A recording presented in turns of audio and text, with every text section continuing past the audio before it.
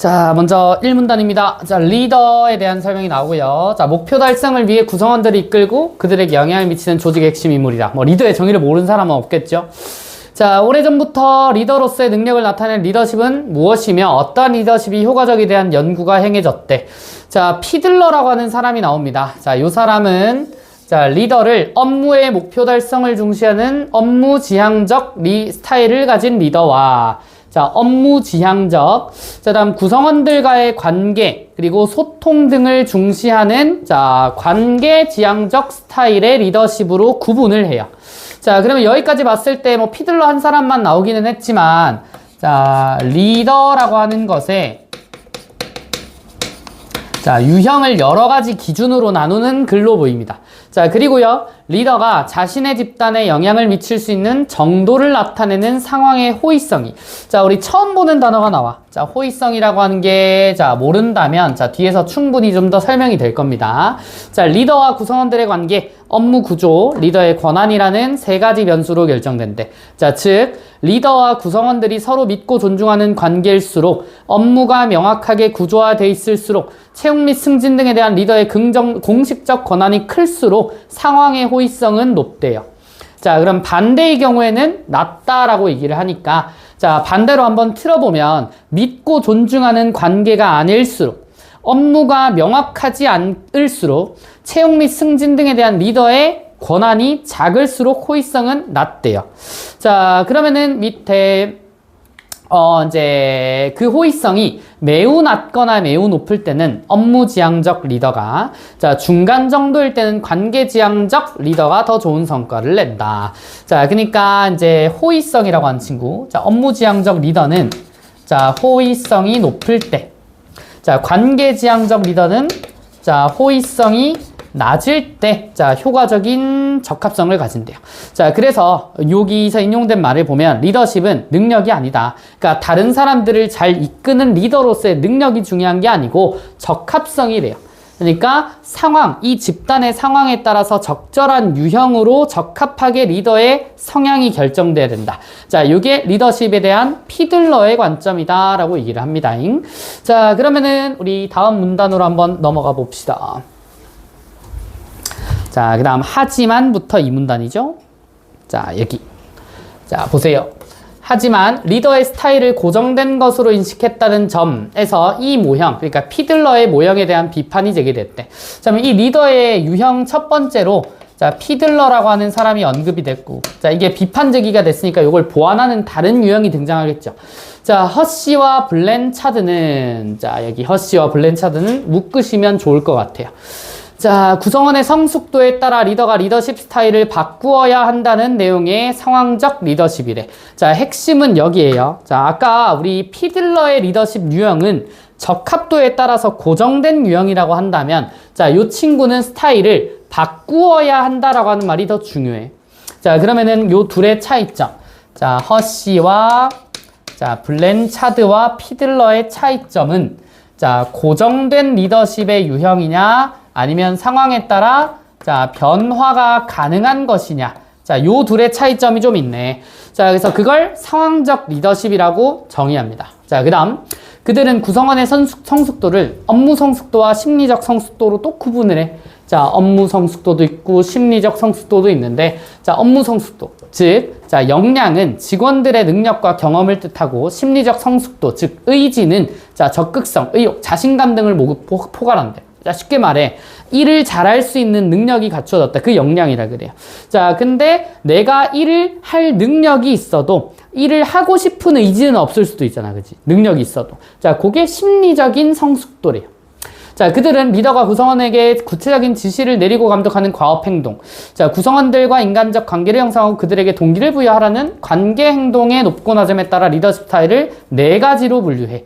자, 그리고 각 성숙도에 적합한 리더십 스타일을 제시를 한대. 자, 적합성이라고 하는 건 여기도 언급을 했지만 가장 큰 차이는 그 유형을 고정하느냐, 상황에 맞게 변화할 수 있느냐, 이런 차이야. 자, 조금 복잡합니다. 그들은 구성원의 역량과 의사가 모두 낮을 때, 그러니까 일을 못해. 이 집단 구성원들이 일도 못하고 일을 잘 하고자 하는 의지도 없어. 자, 그런 사람들을 잘 이끌려면 뭐야? 높은 과업의 행동과 낮은 관계 행동을 통해 확실한 방향을 제시하는 지시형 리더십이. 자, 요 말을 우리는 읽으면서 이해를 해야 돼요. 높은 과업 행동과 낮은 관계 행동은 그런 거지. 이제 직장에서 어떤 사람이 이제 사원들을 끌고 가는 사장님이 야, 우리 열심히 해보자라고 으쌰으쌰하는 스타일이 있고, 자, 우리는 그런 관계나 회식 같은 거 좀 줄이고 일만 합시다라고 하는 스타일이 있지. 자, 첫 번째처럼 둘 다 그 성숙도가 낮으면 일만 시키면 된다는 거지. 일만. 자, 그 다음 의지만 높을 때 얘네들이 일은 못해. 근데 하고자 하는 의욕은 엄청 넘쳐. 자, 그런 친구들은 과업 행동과 관계 행동을 모두 높게 해주는 방식이 좋대. 그걸 코치형 리더십이라고 한대요. 자, 그 다음 역량만 높대. 자, 의지는 별로 없는데 일은 잘하는 사람 집단이야. 자, 그러면은 낮은 과업 행동, 일은 잘하니까 일에서는 터치를 덜하고, 자, 높은 관계 행동, 그러니까 그 사람들을 인간적으로 끌어당기는 그런 리더십은 발휘를 해줘야 돼. 요게 지원형 리더십이고요. 자, 그리고 네 번째는 뭐겠어? 둘 다 높은 경우. 일도 잘하는데 의욕도 엄청 넘쳐. 자, 그럴 때 우리 리더는 다른 사람들을 막 이끌기만 잘하면 될 것 같잖아, 그치? 근데 때로는 요런 유형에서는 그냥 내비두는 게 좋아요. 그냥 아무것도 안 하고 그냥 내비둬. 그래서 여기 밑에 보면은 위임형 리더십이라고 얘기를 하지. 그죠? 자, 그래서 성과를 얻는데 효과적이라고 봅니다. 자, 유연성은 성공적인 리더십의 상징이다. 그럼 여기서 나오는 유연성이라고 하는 용어도 그냥 등장한 게 아니겠죠? 유연하다가 뭐야? 상황에 따라 적절하게 변화할 수 있다라고 하는 요거. 자, 이걸 우리는 유연성이라고 자, 정의를 내린다고 해요. 자, 라는 허시의 말에서 상황적 리더십 이론에서 강조하는 리더의 자, 이제 유형이 잘 드러난다고 해요. 자, 그 다음 우리 자, 세 번째를 봅시다. 자, 이후부터네요. 이후부터.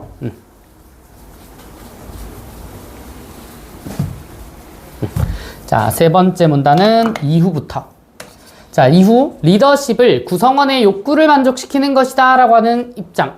새로운 키워드가 나왔잖아, 그치? 자, 구성원들이 어떤 욕구가 있는데 그걸 충족하기 위해서 리더십이 발현돼야 된다라고 하는 그 세 번째는 자, 허시와 블렌차드에서 더 넘어갑니다. 자, 여기 번스라고 하는 사람이 나오죠. 자, 그럼 이 사람의 중요 키워드는 뭔지 보자. 자, 기존의 이론들이 리더와 구성원의 관계를 타산적 이해관계, 즉 일종의 거래로 보고 리더십을 거래적 리더십으로만 인식했다. 자, 그러면은 지금 평가하기로는 자, 번스가 피들러와 허시와 블렌차드 얘네들은 자, 전부 다 무언가를 얻고 이제 말 그대로 피드백이 있는 그런 거래적 리더십으로 봤대요. 자, 그런데 그에 따르면 이 거래적 리더십은 구성원에 대한 보상과 처벌을 명확히 하는데 중점을 두는 것으로서 거래적 리더십을 지닌 리더는 구성원이 목표를 달성하거나 기준을 만족할 경우 보상을 제공, 규율을 위반하면 조치를 취한다. 우리 뭐 회사 같은 것도 보면은 성과를 내는 사람한테는 성과금을 주죠. 그리고 뭐 근무 태도가 좀 불성실하고 잘 안 나오고 막 자꾸 빠지려고 하는 사람한테는 그런 제재를 주잖아, 그치? 자, 그런 것으로 봤다는 거지. 자, 이 기존의 이제 리더십의 유형을. 자, 그러면 이어서 자, 또한 업무 역할과 요구사항을 명확히 전달하고 안정적인 것을 지향한대요. 자, 번스는 이러한 앞에까지 언급된 이러한 유형의 리더십을 비판하면서 자, 리더가 구성원의 창의성을 자극하고 책임의 분권화를 지향하는 변혁적 리더십을 가져야 된다. 여기 밑줄. 자, 리더가 구성원의 창의성을 자극하고 책임의 분권화. 자, 책임의 소재를 나누는 겁니다. 자, 이걸 변혁적 리더십이라고 얘기를 한대요. 자, 아직 뭔가 와닿지는 않는 것 같아요. 자, 이어서 볼까? 자, 조금 올라가겠습니다. 자, 변혁적 리더십을 가진 리더는 자, 문단 아직 안 끝났죠? 자, 구성원과 공동의 목표를 추구하고 멘토로서 영감을 불러일으키고 자, 이 영감이 아까 말한 창의성이죠. 자, 개인적 관심과 조언을 제공함으로써 구성원의 동기와 가치관을 변화시킨다. 목적 여기 있네. 자, 구성원의 동기와 가치관을 변화시킨다.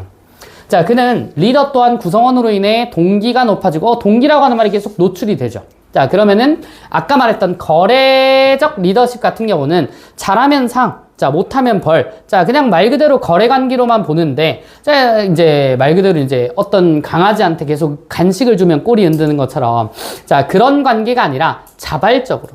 동기라는 게 뭐야? 뭐 예를 들어 일을 시켜요. 그러면은 자, 이 사람이 일을 돈을 벌려고 한다. 이런 게 아니라 진짜 막 우리 회사를 위한 애사심. 우리 회사를 위해 내가 어떻게 자발적으로 이제 움직일 수 있을까? 그런 동기를 끌어내주는데 역할을 잘해줘야 된대. 자, 그래서 밑에 자, 변화할 수 있다고 강조하며 리더와 구성원은 서로 영향을 주고받는 상호 변화적 관계다. 자, 상호 변화적 관계다라고 하는 말이 뭐랑? 자, 대조돼요. 거래 관계라고 하는 말이랑 대조되는 말이잖아. 자, 그래서 바스는 번스와 달리 또 새로운 사람 나와. 자, 이 바스라고 하는 사람은 번스와 달리 변혁적 리더십과 거래적 리더십은 상호 배타적인 것이 아니다. 그러면 자, 이 번스라고 하는 사람과 바스라고 하는 사람이 있는데 자, 얘네 둘의 차이는 어디에서 오는 거예요? 자, 변혁적 리더십과 거래적 리더십의 이제 관점 차이인데 자, 변혁적 리더십과 거래적 리더십은 자, 서로 다른 것이고 다른 영역이야. 이걸 상호 배타적이라 그래요. 자, 그렇지 않다. 자, 이 두 개의 영역은 자, 바스 입장에서는 변혁과 거래적 리더십은 자, 상호 보완의 관계라고 보는 거지. 자, 그래서 상호 변화적 관계라고 이제 얘기를 합니다. 그래서 둘을 적절히 조합함으로써 성과를 효과적으로 달성할 수 있다고 주장을 한다. 자, 그 다음 우리 4문단. 자, 이러한 흐름 속에서 구성원들에 대한 동기부여가 리더십의 핵심 요소로 자리 잡게 되었다. 자, 동기부여. 구성원들에 대한 동기부여는 어디서부터? 자, 여기 번스와 바스가 제시한 변혁적 리더십에서부터 자, 나오던 키워드죠. 자, 그 다음 로크는 자, 또 한 사람 나왔어. 로크. 자, 그럼 여기서 한 번 더 자, 뻗어갑니다. 자, 로크라고 하는 사람은 자, 뚜렷하고 도전적인 목표가 있어야 사람들이 의도적인 노력을 기울이고 목표가 특정적이고 어려울수록 성과가 높아진대요. 자, 그러니까 좀 도전할 만해야 사람들이 이제 움직인다라고 하는 거지. 자, 이것도 다. 자, 이 도전적인 목표가 있어야 되는 이유도 자, 이게 동기부여를 위해서 필요한 것들이라는 거지. 자, 그리고 목표를 개별적으로 제시하는 것보다 공개적으로 제시했을 때 더 효과적이다. 자, 대시와 라이언. 자, 이 사람이 이제 마지막으로 언급되는 철학자로 이론가로 보이는데, 자, 로크에서 자, 대시와 자, 라이언. 자, 골치 아프게도 사람이 엄청 많이 언급이 됩니다. 이런 건 잘 정리해 놔야 돼.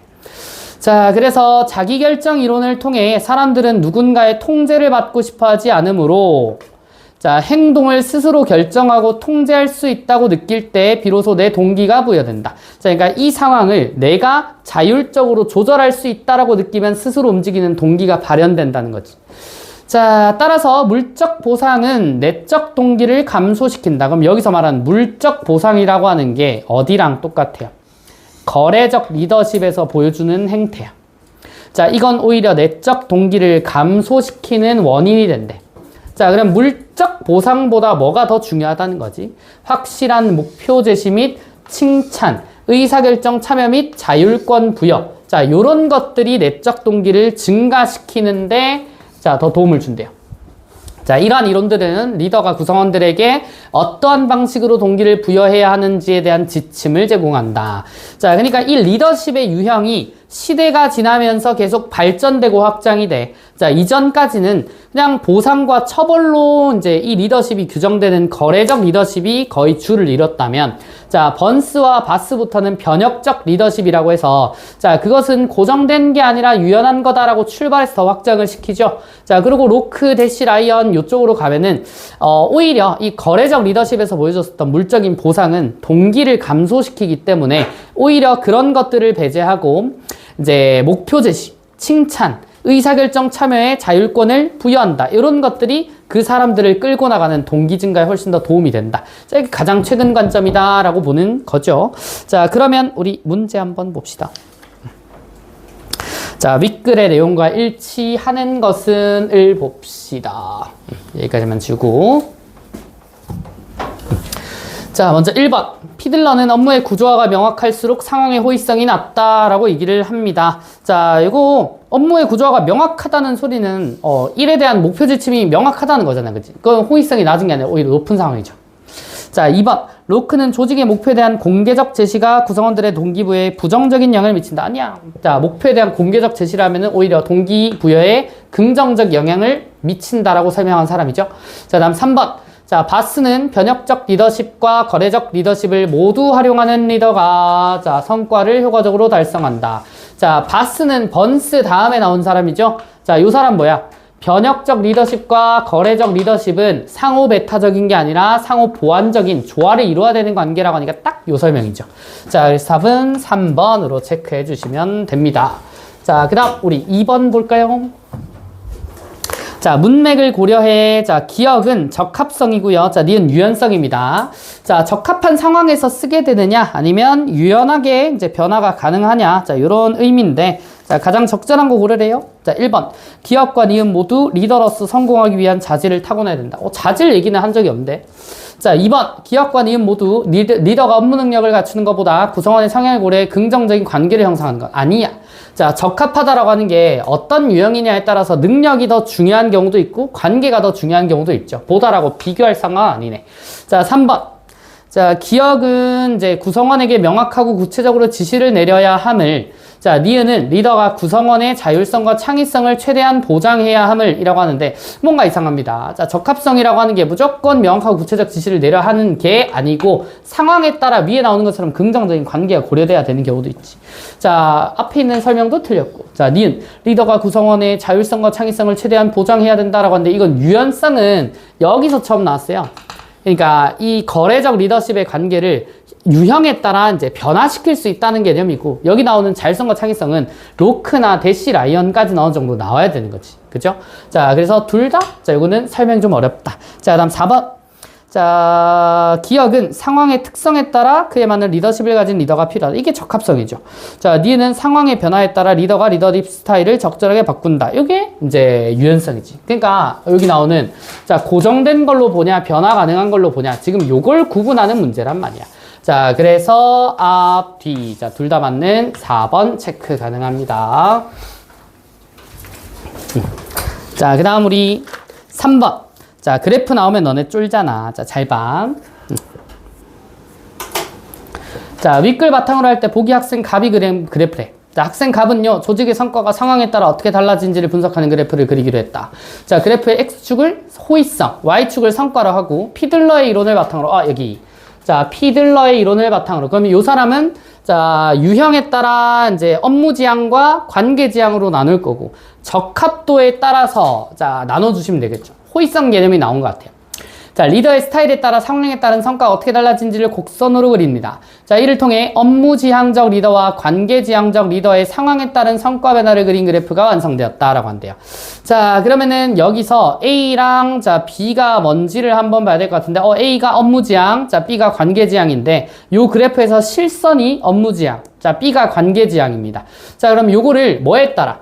호의성에 따라라고 하는데, 자, 그래서 그런 말이 나오지. 호의성이 아주 낮거나 아주 높으면 업무지향적이 맞고, 호의성이 중간 정도면은 이제 여기 관계지향적 리더가 성과를 내기 좋다라고 얘기를 했으니까, 자, 잘 봐임. 자, 그러면 A 그래프를 봤을 때 성과가 지금 Y축이죠. 자, 성과가 높을 때는 호의성이 낮을 때랑 높을 때 해야 돼.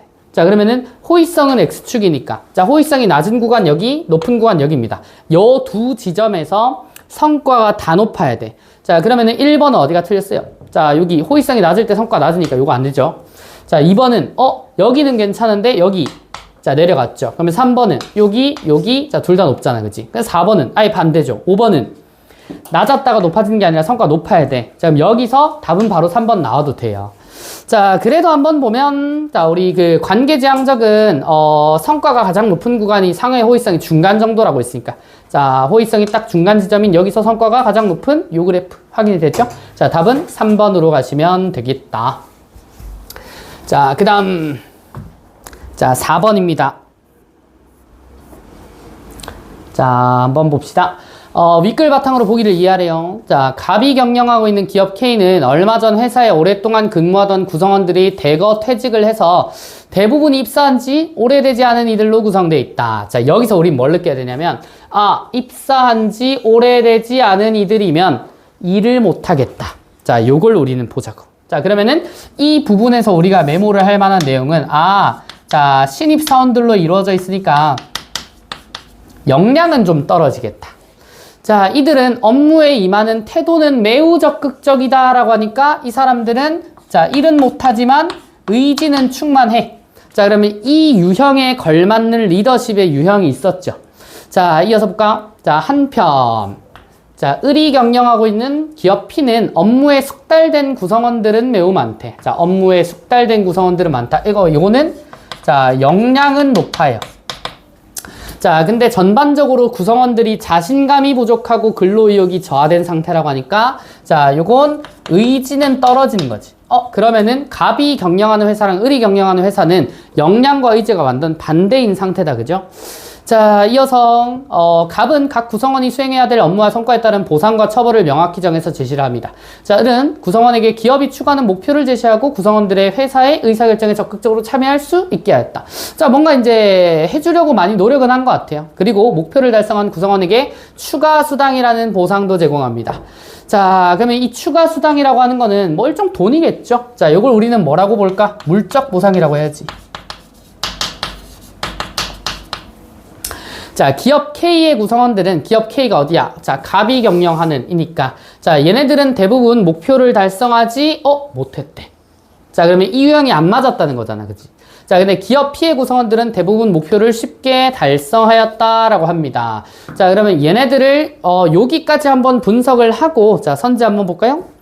자, 여기서 이제 또 복잡해지는 게 사람들이 나와. 허시, 블랜차드, 로크, 대시, 라이언, 뭐 상황적 리더십 이론이니까 요거 정리가 글을 읽을 때 좀 잘 이루어져야 돼. 자, 1번 보자. 자, 허시와 블랜차드는 갑이 구성원들과 인간적 관계를 형성하면서도 명확한 지시를 내려야 한다. 자, 인간적 관계랑 명확한 지시는 우리 글에서 나왔던 이 업무 성숙도랑 심리적 성숙도 나올 때 있죠. 과업 행동이랑 관계 행동. 그러니까 여기 보면은 역량이 지금 얘네들은 역량은 떨어지는데 의지는 높다라고 하니까 의지만 높은 이때는 과업 행동과 관계 행동을 모두 높게 해야 되는 코치형 리더십이 잘 맞대요. 자, 그러면은 다시 1번을 보면은 인간적 관계를 형성한다. 자, 이게 관계 행동이고, 자, 명확한 지시는 이제 여기 나오는 과업 행동이죠. 자, 이거 둘 다 높이는 거니까 1번 문제 없다. 자, 2번. 로크는 을이 구성원들의 동기를 자극하기 위해서는 현재보다 더 어려운 목표를 제시해야 된대. 목표는 어려울수록 이제 내적 동기가 자극이 된다라고 하니까 2번도 괜찮습니다. 3번은 자, 대시 라이언은 P 기업의 구성원들이 목표를 달성한 이유를, 자, P는 목표 달성을 했죠. 자, 그 이유를 을이 구성원에게 제공한 보상 때문이다 라고 합니다. 자, 대시와 라이언이 아니라고 했었던 게 있어. 자, 요 사람들은 거래적 리더십을 부정합니다. 자, 그 말인즉슨 여기 나오는 물적 보상 있죠.